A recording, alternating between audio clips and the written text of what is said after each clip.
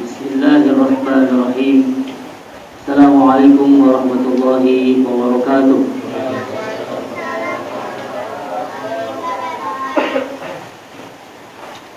Terdengar belum semua jawab salam ya?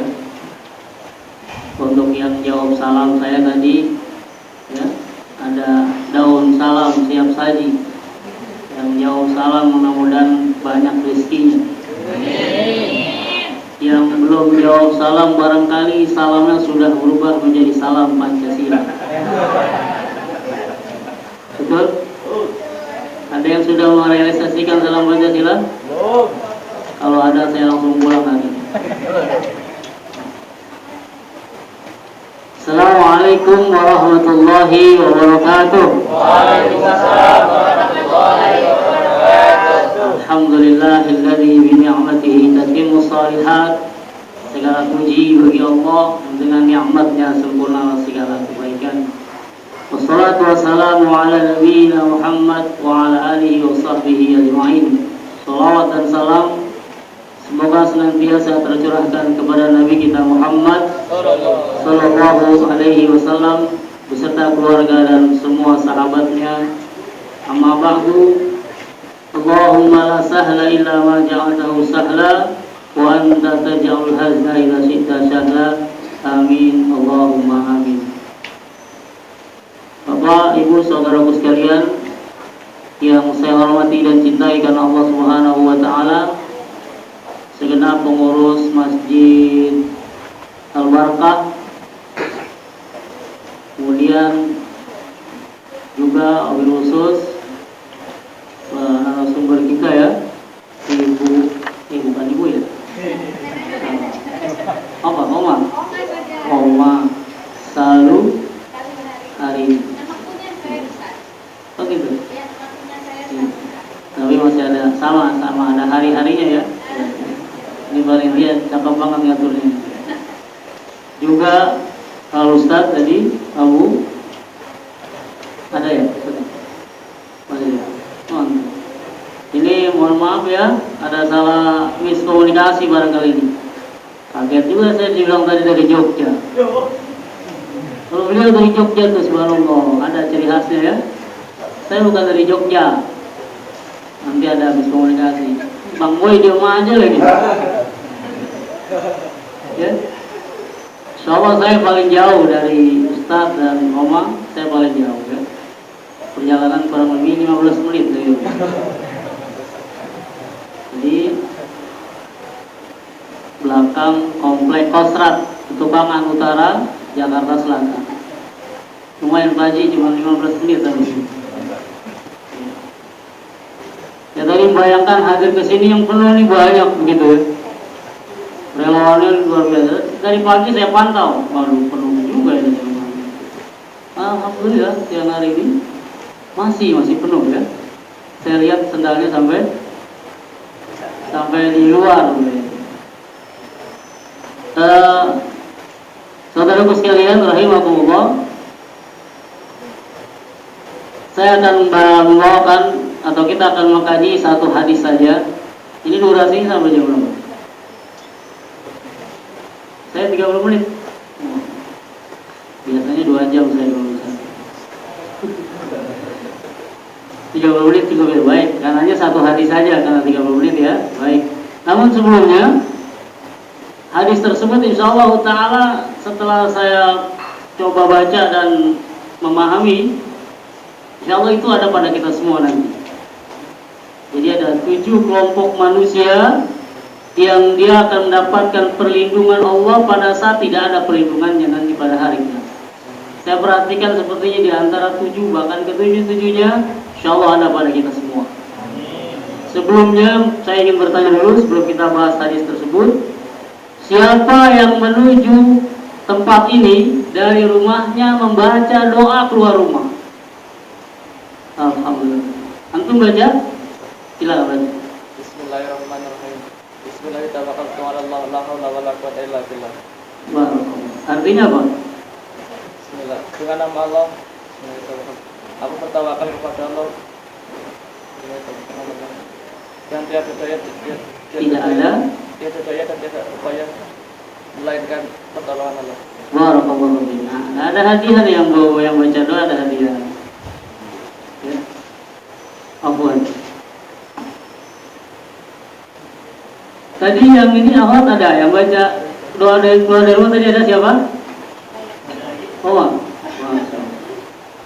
ada lagi? Silakan. Coba siapa? Jangan ngomong ada. Tepi silakan. Coba dibaca.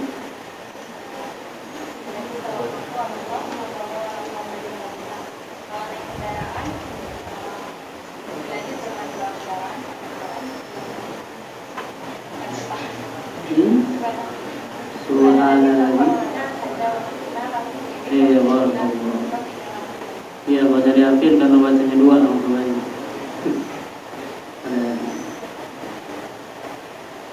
Jadi cuma sedikit yang baca keluar dari rumah. Cuma sedikit tadi saya hitung ya. Ada. Ada lagi, silakan.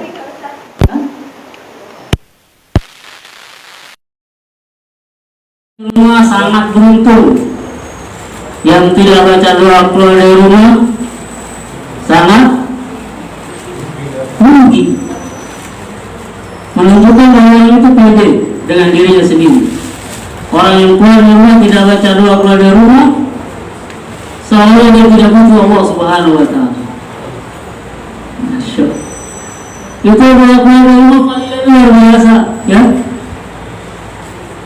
Mau tahu fadilahnya? Orang keluar ketika keluar dari rumah dia baca doa itu ada fadilah yang luar biasa. Kata Nabi Sallallahu Alaihi Wasallam dalam hadis yang diriwayatkan oleh Imam Ahmad, "Idza kharaja ar-rajulu min baitihi fayaqul Bismillah tawakkaltu 'ala Allah la haula wa la quwwata illa billah." Qala hina idhin hudita wa kufita wa mukita. Masya Allah. Fatabaha lahu syaitan fayakun syaitan akhar kayfa rajulin qad hudiya wa kufiya wa mukita. Masya Allah. Ini pelajarannya buat yang luar biasa, karena jangan ditinggalin. Apalagi lagi musim Corona. Musim apa? Corona. Ya, Bu, musim apa? Musim Corona. Insyaallah orang yang baca doa keluar dari rumah, dia akan terselamatkan dari virus yang namanya Corona. Apa nih? Biar nggak ngantuk ya. Ada yang tahu arti Corona di sini? Iwan ada? Bapak yang tahu arti Corona dapat hadiah. Ada? Ini bagus tuh. Saya dulu aja ya. Ada yang tahu? Ahmad ada yang tahu arti Corona? Halo? Corona itu punya arti yang luar biasa ya. Ini relawan banyak ya gabungan. Komunitas, macam-macam komunitas ada di sini. Iya. Tidak ada komunitas Corona, nggak ada di sini. Nggak ada. Karena Corona itu juga bagian dari komunitas. Ya, Corona. Jadi katanya, kata kawan saya Imam, Corona itu komunitas Rondo mempesona. Halo? Itu Corona. Baik, saudara sekalian, karena waktu terbatas ya, itu sebagai mukadimah. Ada sebuah hadis sahih diriwayatkan oleh Imam Bukhari dan Imam Muslim, bersumber dari Nabi Hurairah radhiyallahu anhu, ani Nabi sallallahu alaihi wasallam qala, sab'atun yuzilluhumullah fi zillihi yawma la zilla illa zilluhu. Ya, yawma la zilla illa zilluhu. Imamun adil wa syabun nasa fi ibadatillah wa rajulun qalbuhu mu'allaqun bil masajid wa rajulani tahabba fillah ya istama alaihi wa tafarraqu alaihi wa rajulun da'athu imra'atu zatu husnin aw nasibin wa jamalin faqala inni akhafullah wa rajulun tasaddaqa bi sadaqatin fa akhfaha hatta la ta'lamu shimaluhu ma tunfiqu yaminuhu wa rajulun zakarallaha khaliyan fa fadat aina muttafaqun alaih. Ini hadis luar biasa. Insyaallah hadis ini ada pada kita semua yang hadir pada di tempat yang berkah ini. Dari Abu Hurairah radhiyallahu anhu, dari Nabi sallallahu alaihi wasallam kata beliau, sab'atun. Berapa sab'atun? 7. Hah? 7. Ini tangan yang mik, berarti yang buahnya aja ya. 7. Ada 7 kata Nabi sallallahu alaihi wasallam. Yuziluhumullah, yang dia nanti akan mendapatkan naungan Allah, yang mendapatkan perlindungan Allah. Yawma la zilla illa zilluhu, pada hari yang ketika itu tidak ada naungan kecuali naungannya. 7 yang dimaksud adalah yang pertama, imamun adil. Apa yang adil? Pemimpin yang adil. Saudara sekalian rahimahullah, ketika mendengar kata pemimpin, maka pikiran kita jangan dulu menerawang kemana-mana, ya tidak? Si A pemimpin kita, si B pemimpin kita, misal gitu ya. Pak Jokowi misalkan pemimpin kita. Pak Jokowi pemimpin kita kan? Pemimpin kita ya? Halo? Pak Jokowi pemimpin kita bukan? Presiden kita. Itu yang kata pemimpin yang adil, maka kita ingat saja hadis Rasul sallallahu alaihi wasallam yang menyatakan bahwa kullukum ra'in, setiap kalian adalah pemimpin.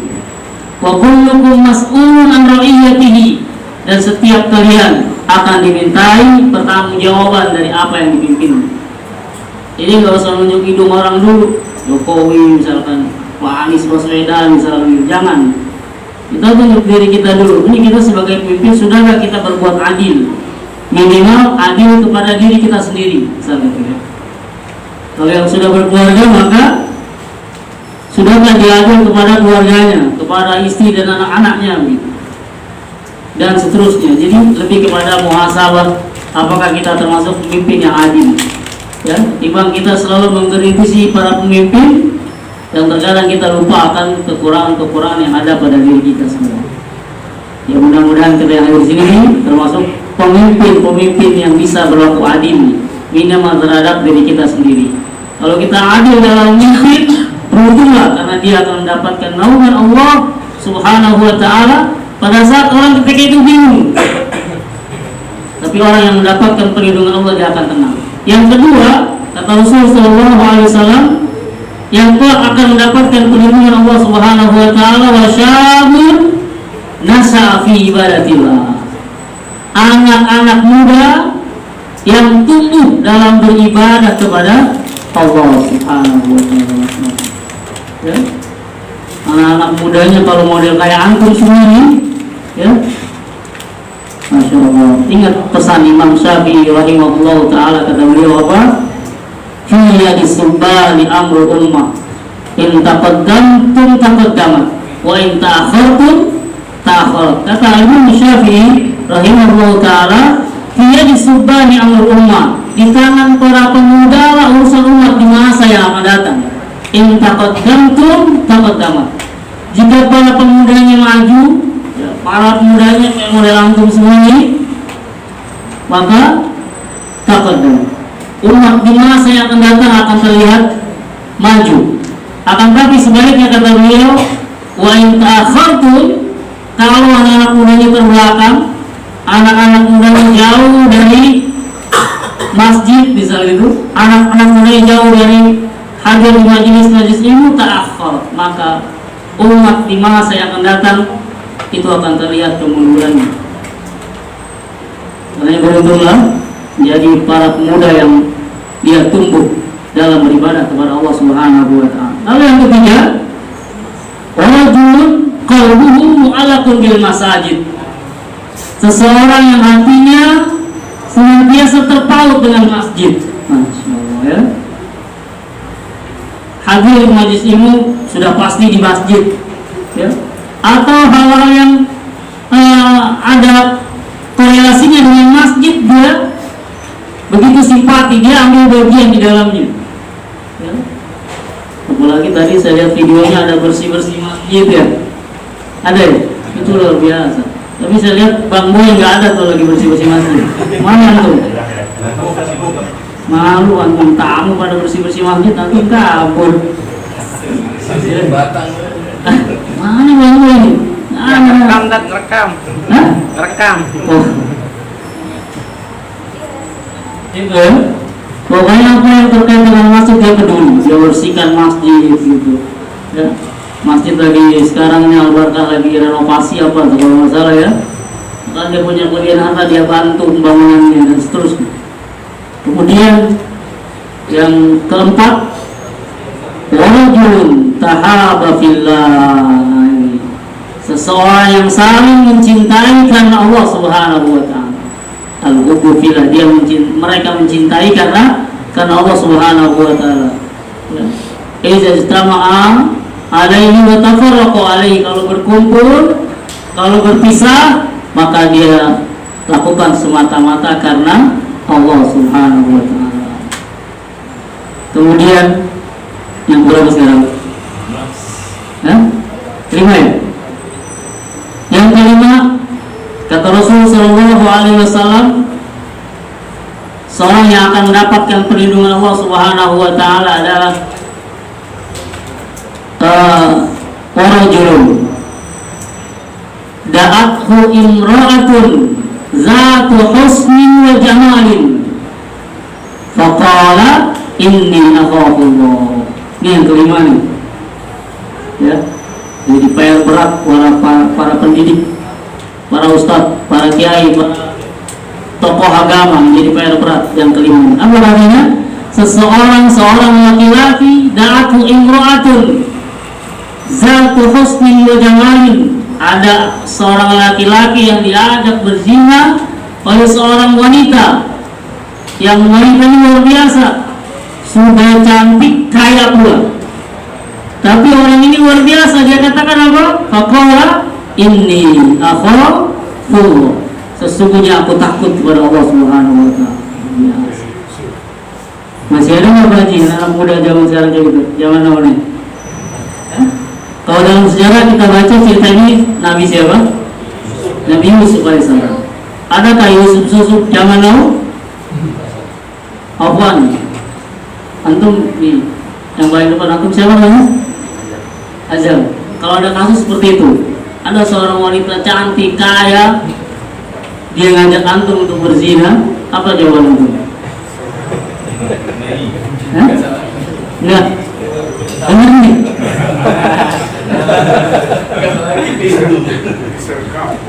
Bagaimana?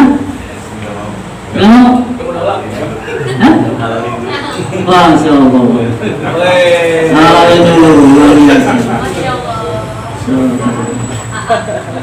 Hadis ini juga berlaku untuk akhwat ya. Apabila ada laki-laki yang sudah ganteng, kaya pula, laki-laki ini mengajak ukhti berzina. Siapa ini? Halo, jangan nunduk. Ukhti, siapa ya? Yang normal. Malu saya. Di belakang ada ikhwan ganteng, kaya, mengajak untuk berbuat yang dilarang Allah Subhanahu wa taala, berzina.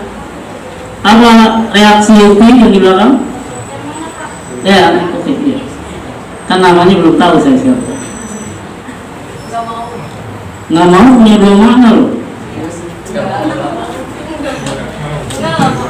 Nggak mau nolak maksudnya? Enggak ya. Kenapa nggak mau? Izin dulu lah sama mama, halal dulu. Izin dulu. Oh, halal dulu. Halal dulu.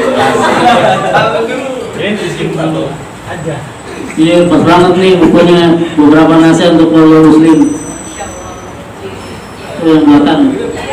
Anak nggak tahu namanya siapa? Iya. Ayu. Iya.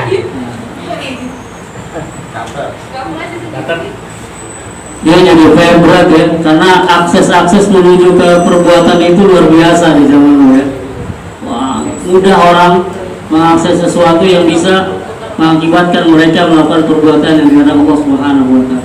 Tapi kalau ada ikhwan dan akhwat yang dia mampu ketika ada kasus seperti itu, dia mengatakan ini Allah, sesungguhnya aku takut kepada Allah, dia akan mendapatkan perlindungan Allah Subhanahu wa Ta'ala.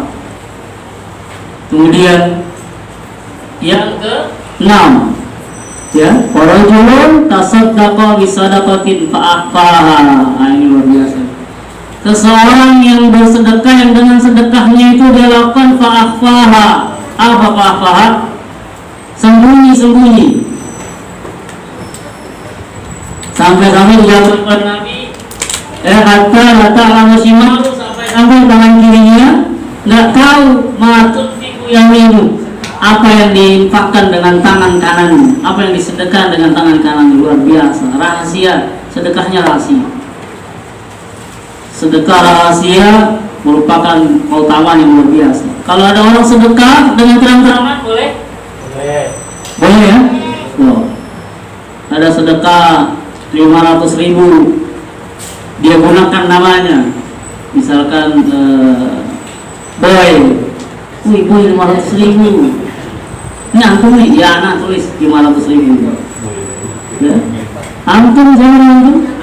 Andri masih 5 juta, tapi dia bilang udah anak hamba Allah aja. Luar biasa. Bagusan mana tuh?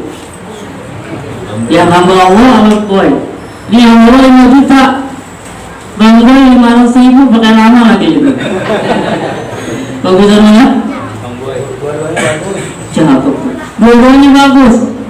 Yang nggak bagusnya? Yang nggak ngasih. Yang terang-terangan bagus, yang sembunyi-sembunyi bagus. Makanya kalau sedekah khusus bagi ikhwan laki-laki, kalau hari Jumat tuh, ya hari Jumat, ketika kita lihat sedekah atau masukkan kotak masjid, maka jangan dulu kotaknya muter. Kalau saya di sini masih muter ya. Itu bisa dalam fikih dibahas tuh nggak boleh sebetulnya itu, ya dalam fikih dibahas nggak boleh. Kalau di banyak masjid sudah mulai dipraktekkan, ya dia langsung di kotak-kotaknya langsung taruh di depan pintu masuk masjid. Jadi nanti ketika khatib sedang berkhutbah nggak ada kotak jalan, ya. Ini juga bisa jadi gambaran sebagai orang yang bermain-main dengan tasbihnya. Main dengan tasbih aja nggak boleh kalau khatib sedang berkhutbah. Lagi jalanin kotak. Yang sebelahnya tidur, kotak jalan. Nah, itu bisa membatalkan atau mengurangi pahala antum dalam ibadah Jumat. Bisa sia-sia ya. Ganggu aja kalau gue ngantuk, kacau. Makanya di beberapa tempat sudah mulai itu, kotaknya ditaruh di depan. Atau dia muter sebelum khatib khutbah, itu yang betul. Karena masih banyak masjid khatib baru mulai khutbah baru kotak jalan. Dengan alasan jamaahnya, padahal itu bisa mengganggu.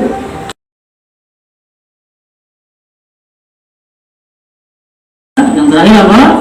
Waraju. Ini yang dapat perlindungan. Dia berzikir kepada Allah Subhanahu wa Ta'ala. Apa kalian? Sendirian berzikir. Habis sholat malam dia lanjutkan, dan pada saat aina tanpa terasa air matanya berderai. Dia berzikir kepada Allah, dia sedang istighfar kepada Allah, mohon ampun kepada Allah, terasa air matanya berderai. Nah, itulah 7 kelompok manusia yang perlindungan Allah pada hari kiamat. Saat tidak ada perlindungan selain perlindungannya. Mudah-mudahan dari ketujuh itu semua kita lah termasuk orang-orang yang berada di dalamnya. Insyaallah. Masih ada waktu 5 menit. Apa sudah? Poin kelima tadi terkait dengan seorang seseorang yang diajak berzina oleh seorang cantik dan kaya, kemudian dia mengatakan ini akhafullah, sesungguhnya aku takut kepada Allah. Ada fadilah yang luar biasa bagi orang-orang yang takut kepada Allah Subhanahu wa taala. Jadi ini musim corona, jangan takut sama virus. Yang betul adalah takut kepada siapa? Allah Subhanahu wa taala. Virus adalah makhluk Allah Subhanahu wa taala. Jadi orang banyak takut kepada virusnya ketimbang dia kepada Allah. Dari tingkah dan perbuatannya, ya misalkan memborong masker gitu. Ya. Bang Boy kehabisan masker, gambarnya itu di Facebook. Bang Boy kehabisan masker, pempes bocahnya dipakai. Jangan, maaf bercanda bang ya. Itu ada lagi gitu ya. Bang itu kata istrimu, bang itu pempes anakmu katanya. Dia bilang ini masker zaman now katanya. Ngomong diangkat lagi. Innalillah. Jadi paranoid, jadi panik begitu ya. Sampai demikian. Jadi jangan takut kepada Allah Subhanahu wa taala. Yakinlah bahwa Allah Subhanahu wa taala berkehendak, apapun yang terjadi adalah atas izin daripada Allah Subhanahu wa taala.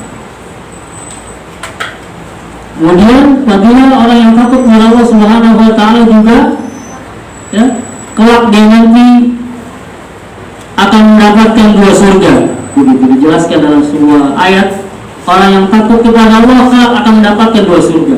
Masya Allah, akan mendapatkan 2 surga. Saya yakin yang percaya kita sudah paham ya, maksud takut kepada Allah sebagai Al-Khaliq, sebagai pencipta, dengan takut kepada makhluk beda ya. Kalau takut kepada makhluk biasanya kita menghindar darinya. Misal kita tahu di depan tuh biasa ada begal, kalau malam Ahad biasa ada begal, maka kita takut jadi korban begal, maka kita menghindar darinya, cari jalan yang lain misalkan.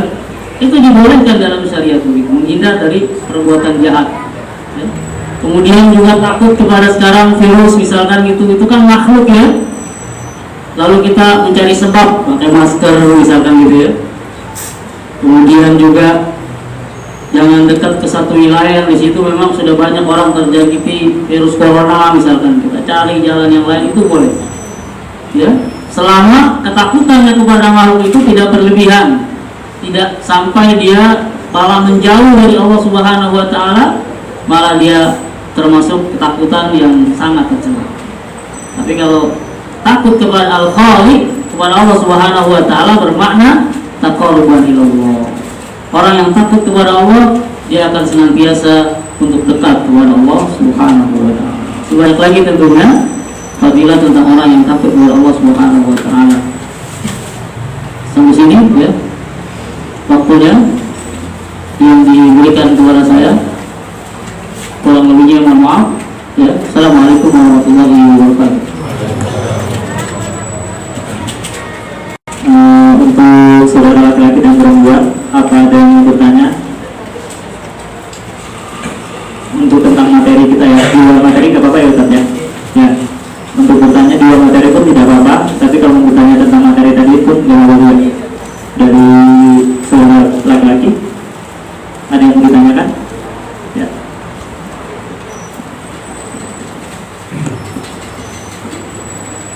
Bismillah, Ustaz. Nama saya Ajam dari Jakarta Selatan dan dari komunitas Asyikul Masjid. Ingin menanyakan Ustaz, kebetulan gimana agar kita itu rindu dengan masjid, dan gimana caranya anak-anak muda, dan gimana strategi untuk ngajak ke masjid itu Ustaz di zaman sekarang.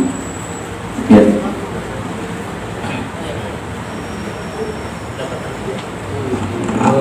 Ya, yang bertanya langsung dapat door prize ya.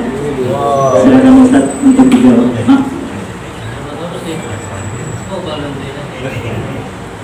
Langsung ya, pertanyaan bagus, barakallahu fiik.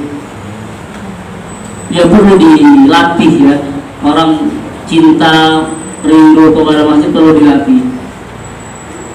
ini sangat nyambung sebenarnya dengan kondisi sekarang. Kita sedih kadang-kadang kalau ada anak-anak kita ini ya main-main di masjid, banyak DKM masjid itu yang galak banget. Wah, dimarahi itu anak-anak. Jadi nanti barangkali bisa dijelaskan oleh Oma ya. Itu bisa terganggu tuh psikisnya tuh. Wah, dimarahi. Ini tempat ibadah, bukan tempat main. Wah, takut anak. Bagaimana mereka mencinta masjid? Lagi main-main di masjid, diusir dengan cara yang demikian. Jadi perlu dilatih gitu, perlu dilatih. Kemudian juga sering diberikan keutamaan orang yang cinta kepada masjid itu seperti apa gitu misalnya. Kata seorang ahli hikmah dikatakan al-mu'minu fil masjid kassamaka fil ma'i gitu. Orang beriman itu kalau di dalam masjid dia seperti ikan di dalam air, dia betah begitu ya. Kemudian juga kasih motivasi tentang orang-orang yang memakmurkan masjid-masjid Allah itu adalah termasuk orang-orang yang kelak dia akan mendapatkan kenikmatan yang luar biasa dari Allah Subhanahu wa taala. Jadi perlu dilatih, terutama generasi-generasi ini. Kalau dia sedang bermain di masjid, hanya diarahkan saja, diarahkan ya, jangan dibikin mereka jadi takut ke masjid gitu. Apalagi ada orang yang salah paham gitu, dia kemana-mana nggak bisa jauh dari HP-nya begitu ya. Ada pengumuman dari masjid ya, harap HP di silent atau dimatikan gitu. Dia ngantuk gitu, dia berpikir yang bawa HP dimatikan gitu. Serem juga nih pengurus masjid, orang bawa HP nggak boleh, diancam dimatikan, padahal maksud pengurus di silent atau dimatikan sementara. Jadi perlu dilatih ya. Allah alam bisawab itu barangkali. Terima kasih.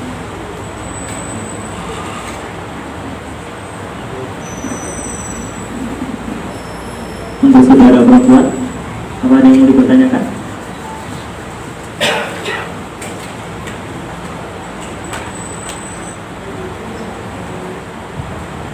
Untuk saudara perempuan gimana?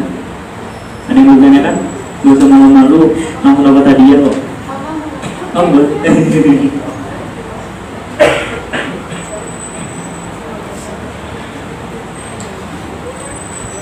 Ada yang mau ditanyakan? Gak apa-apa, luar dari apa namanya itu jaring. Ada?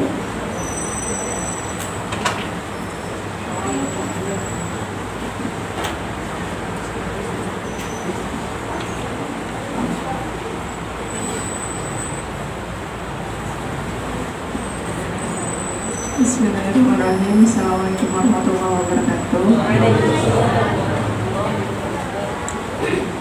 Mau nanya ke Ustaz, iman kita kan terkadang belum naik ya. Untuk menjaga iman kita agar stabil atau mungkin semoga bisa imannya bisa lebih naik lagi, itu gimana ya Ustaz? Terima kasih.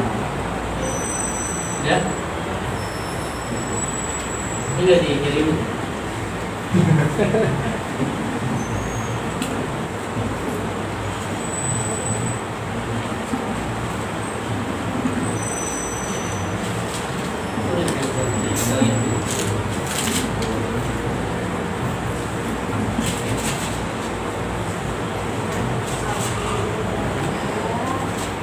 Ya.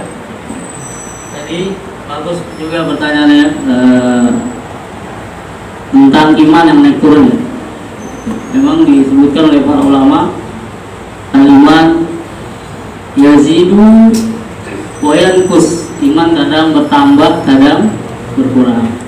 Yazidu fi taatillah wa yanqusu fi maksiatillah. Iman itu akan terus bertambah jika seseorang melakukan ketaatan kepada Allah Subhanahu wa taala, dan dia akan turun pada saat dia melakukan kemaksiatan kepada Allah Subhanahu wa taala. Jadi belajar dari perkataan ulama tersebut, hendaknya kita senantiasa terus melakukan ketaatan demi ketaatan untuk meningkatkan kualitas iman kita kepada Allah Subhanahu wa taala.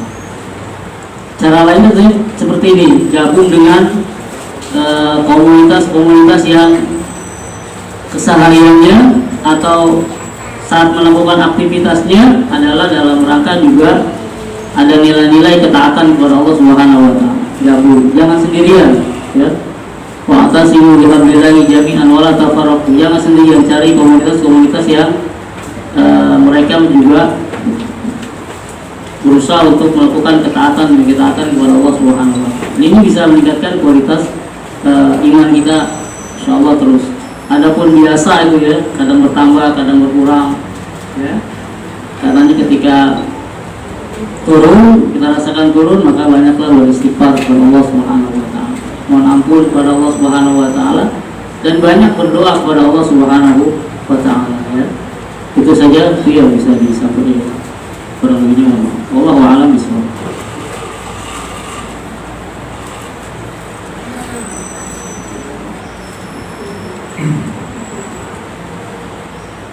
Oke, ada bonus katanya Ustaz, satu orang lagi yang mau bertanya dari perempuan kita.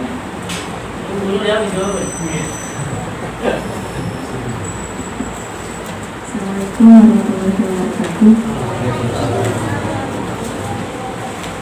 Saya dibantu Oma untuk bertanya. Ustaz, gimana caranya? Bismillahirrahmanirrahim.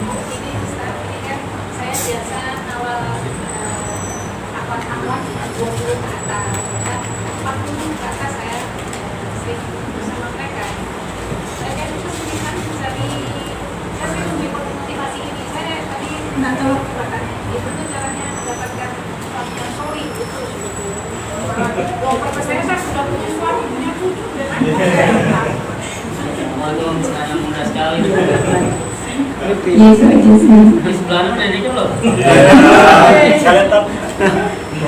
caranya mendapatkan sama saling.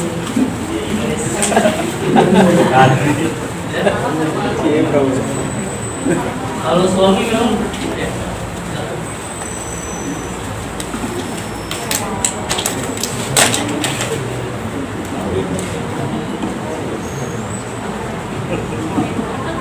Terus. Ini pertanyaannya bagus, bagaimana cara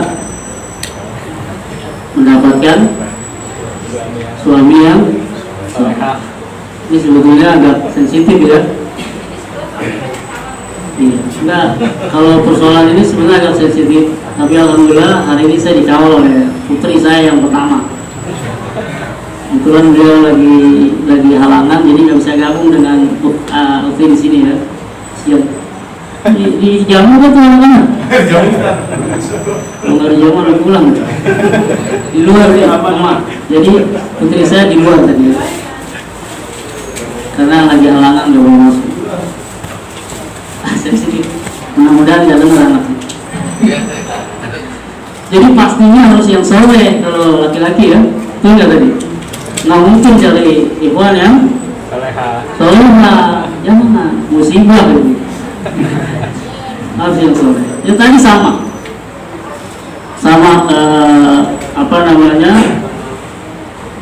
terus saja meningkatkan kualitas ketaatan kita kepada Allah Subhanahu wa taala.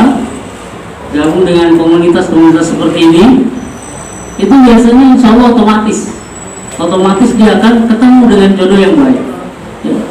Kalau ketemu di masjid, ketemu di majelis-majelis ilmu, majelis-majelis ta'lim, maka insya Allah nggak jauh dapatnya akan model seperti itu. Cuma memang harus dibantu dengan banyak berdoa kepada Allah Subhanahu wa taala. Allah Subhanahu wa taala adalah ya Sayyid semua. Jadi banyak berdoa kepada Allah Subhanahu wa taala. Tadi menarik ya.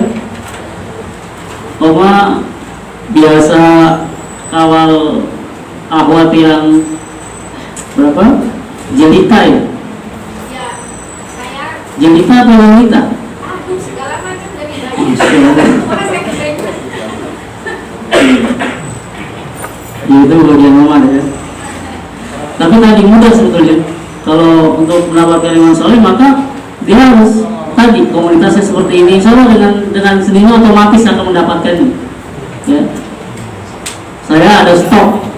Saya sendiri punya stok. Ya. Mana Bang Boy? Nggak tahu orangnya ada nggak di sini. Ya ada beberapa stok. Satu di antaranya temannya Bang Boy. Ustaz tolong cari ini teman anak kuliah di mana dulu? Di PTIKI. PTIKI ya. Alhamdulillah hari ini beliau nikah tanggal 8 Ya terlambat. Jadi belum beberapa bulan yang lalu kalau nggak Desember ya kita ngobrol ya. Desember Ustaz tolong nih ada kawan. Oh iya siap. Kamu udah nikah. Tapi masih ada lagi 2 stok saya sebetulnya. Ada lagi 2 stok. Jadi memang jadi problem juga sebetulnya pertanyaan seperti itu justru ya jadi problem. Akhwat banyak, akhwat yang siap, ikhwannya yang ya aku nggak berani atau takut atau gimana tuh ikhwan. Sampai-sampai ngomong ada di satu majelis yang dia begitu terang-terangan. Ya Om, ini mungkin satu ini ada satu majelis yang majelisnya lumayan dihadiri oleh banyak orang. Itu dia si akhwat itu kirim risalah, kirim surat begitu dibacakan di depan oleh ustadznya. Di situ tertulis, adakah di antara ikhwan yang siap untuk menikah dengan diri saya? Tertulis di situ. Ini benar ya. Kalau ada maka tidak perlu memikirkan macam-macam. Yang penting kesiapan saja untuk menikah. Jadi ini awat kaya raya, awatnya kaya raya, ya, punya banyak usaha, gitu, ya. Cuma memang usianya tadi 40-an ke atas.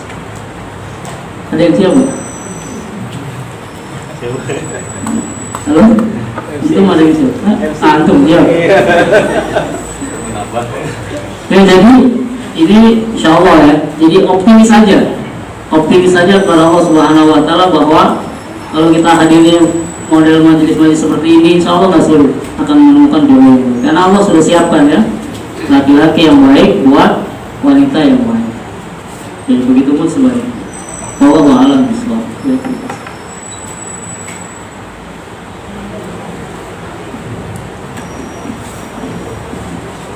Terima kasih kepada Ustadz dari Purnama yang dari Jakarta Barat. Mohon maaf tadi salah menyebutkan. Ada yang mau bertanya lagi? Atau sudah? Sudah cukup? Oke. Terima kasih Ustadz Heri atas materinya hari ini. Semoga bermanfaat untuk kita semua. Dan yang salah dari kita dan yang benar dari Allah Subhanahu Wa Taala.